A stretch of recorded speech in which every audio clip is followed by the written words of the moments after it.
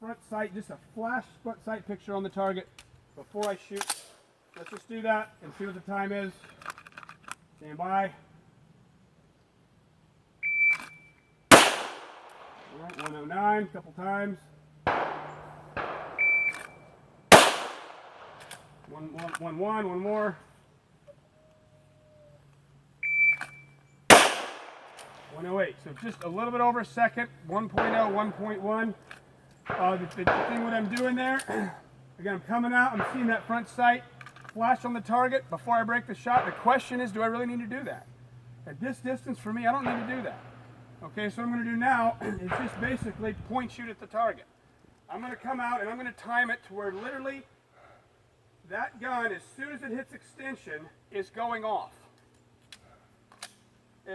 This is kind of an advanced thing, but like even when I did that right there, guys, I came into the trigger guard and onto the trigger as I'm coming up on the target. So that by the time I saw my front sight on that target, I'd already taken up all the slack and most of the pressure out of that trigger. I just applied that last little bit of pressure.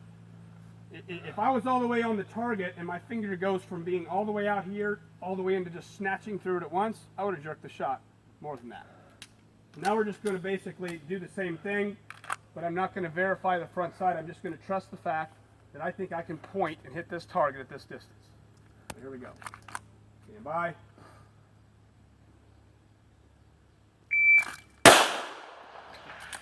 $75.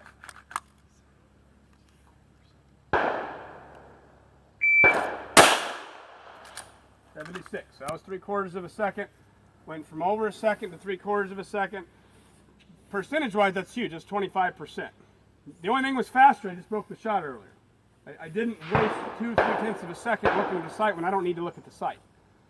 But the thing is, I see people doing this even from this distance. People are still doing that. What I did the first time. They're coming up and they got this long pause.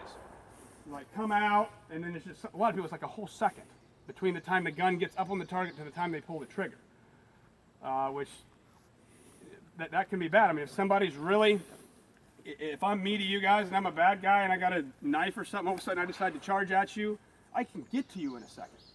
Not even to count the fact the time you're going to draw the gun. I mean, it's speed that is going to get most people. Hopefully, if you ever need it, the bad guy would hesitate. But I'm telling you, if he doesn't hesitate, you better be fast, because it's just going to be like that. So, you know, the 21-foot rule, you guys heard of that? A lot of people heard of that. I mean, that's just the principle that on average, at 21 feet, which is probably me to you, the last guy here, your average guy, if I had a knife in my hand, can cover that distance the same or probably faster than your average person can simply draw a handgun and get a shot off, period. That's the reality of it. A lot of people don't realize that.